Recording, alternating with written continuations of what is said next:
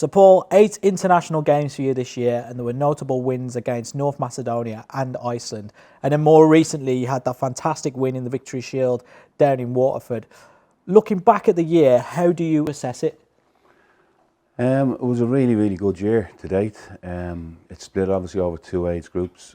We had the 0-6 group up until June, when we played 2 events with them in, as you mentioned, in Serbia. We actually had a really good game against Serbia, probably a better performance than the second game we played against Macedonia.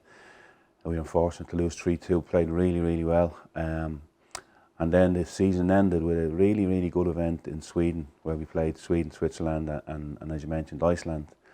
Had a tough day against Switzerland.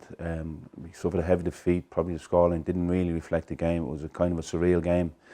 But with credit to the players and to the staff, we bounced back with 2 really, really good performances, and it finished the season in that tournament with a fantastic performance against Iceland out in Sweden, which was really pleasing, because that's the focus for me, is to get to the development tournament, have a good squad of players assembled at that stage, having looked at lots of players throughout the year, throughout the season as such, to be able to hand over to the under-17 manager. And I think in the qualifiers for the under-17s, I think close to 90% of the players who finished in Iceland were part of that squad. So that's pleasing for me, and it shows that there's continuity between the age groups, that the players are going from one age group to the next. So the boys were fantastic in Waterford, and the last game against Scotland was up there with probably one of the best performances that I've seen from this age group in my time in charge, and it would run close to a similar situation in Scotland with the group that contained Nathan Collins and Adam Ida and Jason Knight back 5-6 years ago, where we played Scotland in the last game of the Victory Shield as well, needed to win, and had a fantastic 3-0 victory at that stage to win the Victory Shield. This game reminded me of that, and it was a really, really solid performance from everybody involved. You mentioned there the Victory Shield and the level of performance during the Victory Shield as well. It's the 3rd time we've won it now, and 3rd time since you've been head coach that we've won it. How pleasing for you, not only to win it, but also the level of performances throughout the week? Yeah, the performances are key. As I said earlier, the winning is the bonus, and it was really, really good to win. Don't get me wrong, because I think the players deserve to win. The level of performances were really, really good in all 3 games, and bear in mind we changed the team completely for the second game. In relation to our objectives and what we focused on for each game, we hit our objectives really, really well in all 3 games, albeit in the first 2 games maybe only for half of each game. Against Wales in the first game, we weren't very good in the first half. We corrected some things at half time. I thought we were magnificent in the second half. Against Northern Ireland, it was a similar situation, changed the team completely, didn't really perform in the first half. I think it was more down to really that will to win and being aggressive. We kind of stood off them a little bit.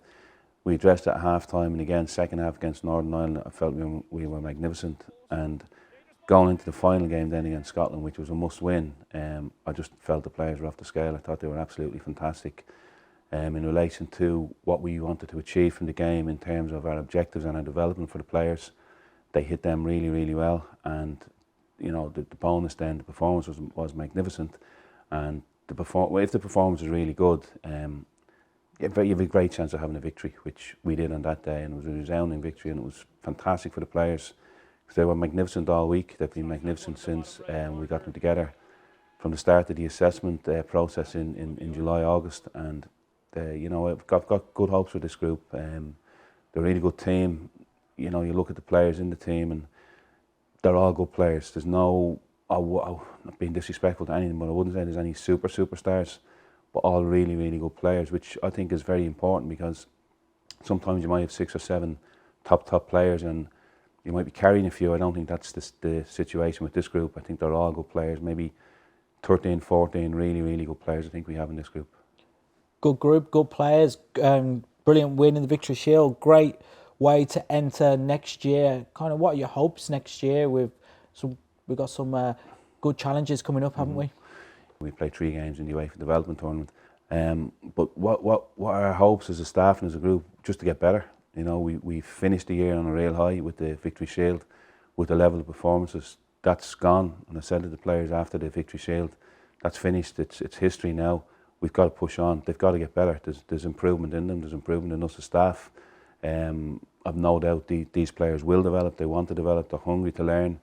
Their attitude, their work rate, their application, everything that we do is top class. So I'm really looking forward to it. Whoever we play, I've no fear about whoever we play, because I know the players will give 100%, and I do believe in the group that they're a really good group. So it's just to improve at whatever it is we focus on for then, and then finish off the season as always in May with the development tournament. And by that stage, my job, the staff's job, is to have these players as ready as they possibly can be to play in under-17 football.